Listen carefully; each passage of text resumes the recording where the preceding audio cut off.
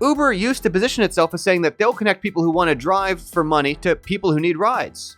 That seemed like a perfectly sensible positioning, right? Uber is investing heavily in automated self-driving cars. Because they are really a service to deliver point A to point B for a passenger, they don't want to pay a driver. And when they can automate that, do you think they're going to decrease the amount they charge the riders by how much they're not paying the drivers? Of course not. They want to charge the same amount. Do you feel weirdly guilty about promoting your work, about putting a price on it, or charging the price you'd have to charge to be able to do it sustainably? Whether you're a writer, a programmer, an artist, a musician, an educator, you might have run into this problem that I've seen happen to a lot of smart, creative, good people in my circles, where they'll go out, they'll make a thing that they put a ton of time and energy to, an album, a game they program, a book they write, a video course they release, and then just kind of quietly sit on it, or release it for free and forget about it. I went through it a lot of cycles, right? I gave away years of articles for free, gave away dozens of free talks, made over 100 free games, so I'm not saying never make free stuff. There's a time and place for that. But where it becomes a problem is when it gets to a point of your profession, organizing events or giving talks or making this kind of content, and you don't find a way to be able to charge for it. There's a couple of problems with this that I want to point out. And the first of those is that what winds up happening is we wind up doing it professionally for somebody else who's willing to charge, right? Instead of teaching my approach like I now do professionally through Home Team Game Dev, I wind up doing it for some institution that charges way more than I would and pays me way worse, especially as a percentage of the amount paid.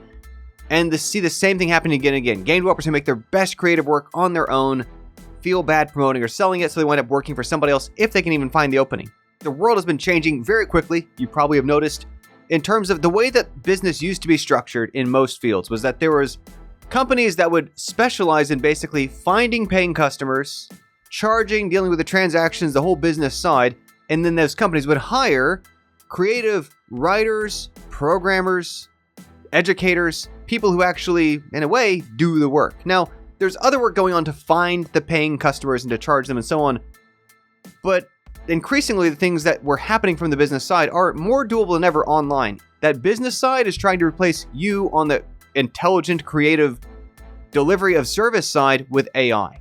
Where they can, they'd rather not pay a writer. And here's a way to zoom out on that in case we're not clear on what I'm talking about. Uber used to position itself as saying that they'll connect people who want to drive for money to people who need rides. That seemed like a perfectly sensible positioning, right? Uber is investing heavily in automated self-driving cars. Because they are really a service to deliver point A to point B for a passenger, they don't want to pay a driver. And when they can automate that, do you think they're going to decrease the amount they charge the riders by how much they're not paying the drivers? Of course not. They want to charge the same amount. And across the fields, right, in the same way, I have hundreds of thousands of students on Udemy in video courses. In early September, I got an email from the service that they'd like to use Gen AI to start scraping all of our stuff. Now, I know that how it begins is helping people get some sort of Q&A or search superior or something, but what they're definitely moving towards, and any service that can is trying to do this, Udemy's goal is not to connect a video instructor to students who would like video courses. Their primary function or purpose is to deliver value to those people on the customer side. And if they could produce, without involving me as an instructor, something they can keep 100% of, but it's my approach to teaching to something else by studying my content, they'd be perfectly fine to deliver that, as much as Uber's happy to use self-driving cars. Game studios, they don't see their purpose as connecting artists and programmers to customers. They see their goal is to just deliver something to customers. And even if it cannot do it as well, I meet all these folks, professional game industry writers who I meet up with out here, professional programmers who will point out the AI stuff can't do stuff as good as we can. That's true. But you cost $100,000 a year or more. AI is $20 a month or some other pretty marginal cost. And so because of that, what's going to happen in a whole bunch of fields, if we don't learn to directly connect what we're doing as educators, as content creators, as people who make games, people who make music, people who write real stories by people, if we don't figure out how to do the legwork and overcome hang-ups about why we won't promote and sell our work, well, our craft isn't going to be done very well, right? It'd be like if you knew how to make a great home-cooked meal and you went and worked at McDonald's. They are in the field, and not to denigrate either that work or the people on the job, but the type of food being produced is whatever's optimal for the market, which is not what you're doing as a home-cooked meal. If you care passionately about your field, then you want people to have books written by people, songs made by people, games made by people, education that really is tailored from knowing a teacher and connecting to them as a human being, you're going to have to learn to overcome these hangups. You know, you can still make lots of free games, not opposed to any of that. If it's learning, if it's practice portfolio, but going from that to then professionally making my living for a while making games, making my living for a while teaching independently, making my living for a while, gotten paid to speak, gotten paid to write books, gotten paid to do audiobooks, gotten paid to do video courses. And in each one of these cases, it wasn't just a case where I did it for some other company and they paid me. Because that's sort of a losing gamble, where again, they're trying to move that towards, well, when you do that, then Disney can indefinitely keep creating whatever you sold to them. Then the video course platform may try to own your content and so on. What it's moved towards is where I'm able to directly figure out how to do the sales work, do the marketing work. And that's what I want to help you understand how to do. And it's not actually so much about tactics, because one of the challenges is you can have all the tactics in the world. There's a ton of content out there online that's great, actually, about strategies for SEO, about communicating with people or messaging or so on. Problem of it is, there's two pieces. First problem being, if you are opposed to it philosophically, if you ethically are tangled up about, you don't want to be spammy. You want it to be available to people. You want to help people. If you don't see how charging and promoting your work can actually help more people, can actually help you do more ethical things, I want to show you that case. Took some sort of careful untangling for me to understand. Tim Ruswick, game dev marketing guy, game dev indie guy, really talented. Right now he works with Game Dev TV. He's got this great point that if you tell people about something and they're happy they found out about it, you didn't spam them, you didn't bother them, their life is enriched by it, right? They're glad you let them know. That sort of lens, following that seed in different directions, makes a big difference. In terms of charging for stuff, it's where you can start doing a higher level of, you'll get better feedback, you can deliver higher quality, you can sustain, you can support it, you can involve others, you can recruit more collaborators. All the things become possible on the other side of overcoming these hangups about why and how we don't want to charge. And we fail to, it fails to have the impact. It fails to have the reach.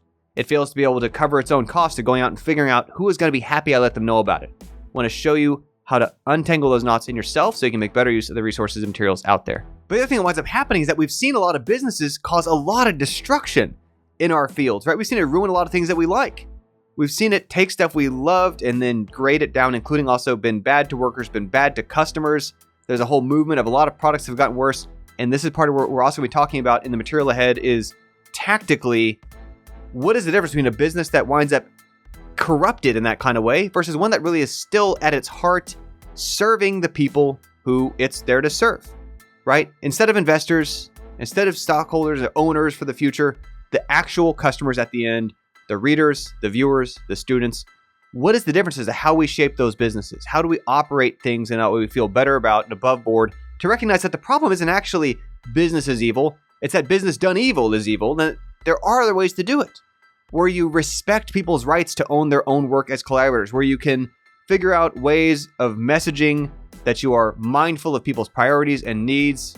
There's all these things that we can do better when we overcome our hurdles to letting us understand this, but I want to help make that case to you. Now, what form this material is actually going to take, I'm still sorting out, right? I've got this growing pile of notes from many months of figuring out what worked for me. How did I untangle these issues? Discussing with other people. I ran a session over at MIT's campus for Game Loop, a little Boston Indies event in the area. I think through Boston Fig. And that was a case where we had a whole session talking about why creative, technical, and educator people in the room had trouble promoting their stuff or selling their stuff. Gathering all those notes together. I've got it broken down into sections I'm working on that take approaches such as feeling better about promoting our stuff, right? Why and how? What are those hangups? How do we untangle those? Another section on what goes into making something that's sellable, because it's actually different to make something that's sellable than just making something free and slapping a price on it. Now, don't get twisted, right? This isn't about saying that you're going to just go to some focus group and make whatever they want, but it is being mindful of in the Venn diagram of stuff you can make and want to make. Out of that, what is the overlap of that and what people who you can reach are going to be glad you made? It's going to make their lives better. If you consider that, there's nothing wrong about listening to your audience, right? And being responsive to what can actually build a bridge to what they need. Third part is going to be talking about basically how to put a price on it. It's different than just promoting stuff.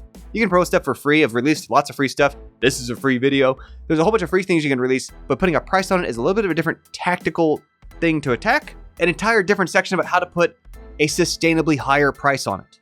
Unless you are trying to do what's called Walmart volume of you expect to make a gazillion sales, you're not going to make your living on $3, $5 sales typically, right? It's going to take something that is more substantial. This is also why some of my video courses, some of my audiobooks, some of my various other kind of products, my services might be priced higher than you're used to seeing from something you just find on standard Kindle. It's because I'm earning my living for this independently without doing it for some other company.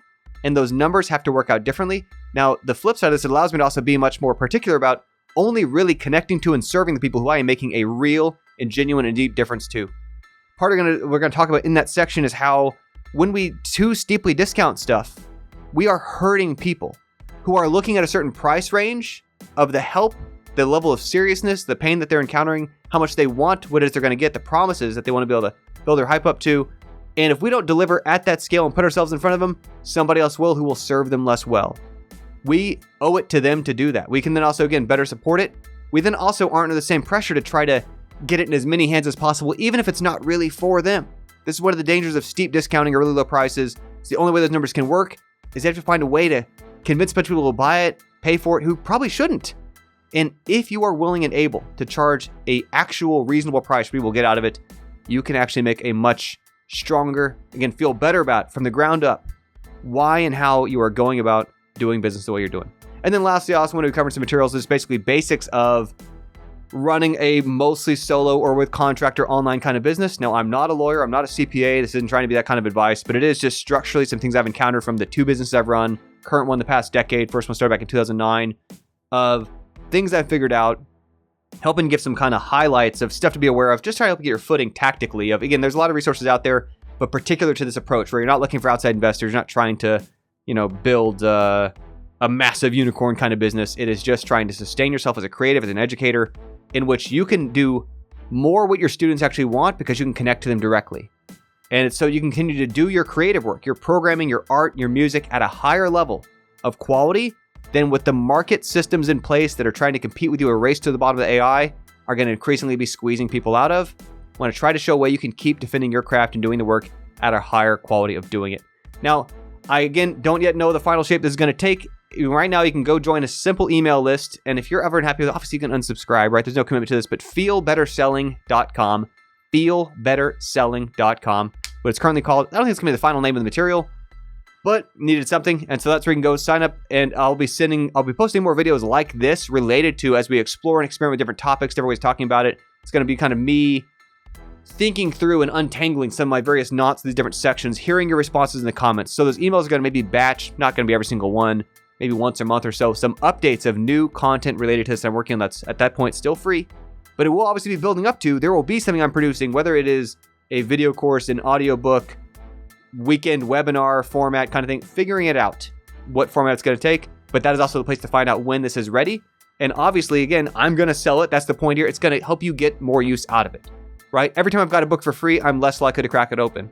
When I actually am buying something, I know that I'm engaging in a mental dialogue of what is the odds of me using this?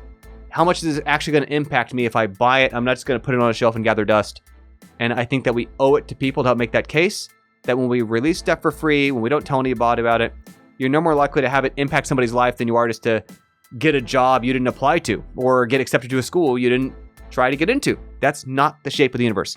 People out there don't know about the good work you're doing. You owe it to them to put in the legwork to figure out how to connect to them and then to build something sustainable so you can prioritize that instead of serving primarily some other business that's frankly doing harm to your field and maybe to you and maybe to the customers. Now, I'll also want a disclaimer on all of this in case it's not super obvious. Realistically, this is not a quit your day job overnight scenario, right? This may not be an ever quit your day job scenario. Huge asterisks. It is a sort of thing that takes time to build up. It's not necessarily a match in every single case to be replacing someone's entire income. I use what I think of as the life raft model. And so if you're on the Titanic, which seems like a cozy place to be, yes, please stay on the Titanic. But the reality is when that ship scrapes the iceberg, it won't be most of the people on that boat's fault, right? Like the person who was cleaning the ship did fine. The person in the cook did fine. The person in the furnace did fine. The people who were all working different parts of that ship were doing their part. One or two higher ups who were responsible were irresponsible about it. And when that happens, you do not want to wait until you're in the cold water to start trying to inflate or build your life raft. Does this make sense? It's not going to be as big. It's not going to support thousands of people. But you want to get a head start on that because it's not just about getting a head start on product. It's also about getting a head start on overcoming these mentalities, promoting a bit of brand building, a bit of personal understanding of who you can reach, what they want from you, what you can do that's uniquely what you can offer in a way that companies are never going to ask it for you, right? They're never going to come to you and say, give us what only you can provide. That puts them in a bad negotiating spot. That's not the shape of businesses. They need you replaceable. I don't want that for you. I want you to continue to be your full and whole self, want to figure out ways to better connect that to making your first confident promotions of the stuff that you're doing that you've maybe either already done or you're thinking ahead to what you want to do with it, to then confidently charge a price for something. If you've never charged a price before, when you overcome that hurdle with me, I want to walk you through that. And then again, charging a fair price, a real price, where you've actually sat down and used a spreadsheet and looked at the numbers and figure out what could I actually make work. And recognizing, well, if it's a higher price point per unit, then working backwards from that and saying, then what do I have to deliver that is possible at that level that wouldn't be for somebody else competing at the cheaper level? Because again, we're never going to win a race to the bottom against Gen AI. Anyway, that's my case. FeelBetterSelling.com. I'm going to keep working on this. It's important to me. You might have noticed better camera, better equipment, working on it. Lighting stuff might still be off, figuring that out. Don't sweat it. Anyway, FeelBetterSelling.com. I want to help you overcome these hurdles. It was a huge thing for me at Untangle. I think a lot of people that have this challenge want to help you through it. That's it for now. If you got questions, thoughts, things on your mind about this, let me know in the comments. Even if it's already in my material I'm planning, it'll help reinforce for me that people asking about it is the right area for me to target when it's upcoming videos to speak to sooner rather than later. That's it for now. FeelBetterSelling.com. Go put your email address in that field, and I'll catch you next time. The problem isn't actually business is evil. It's that business done evil is evil. Then there are other ways to do it.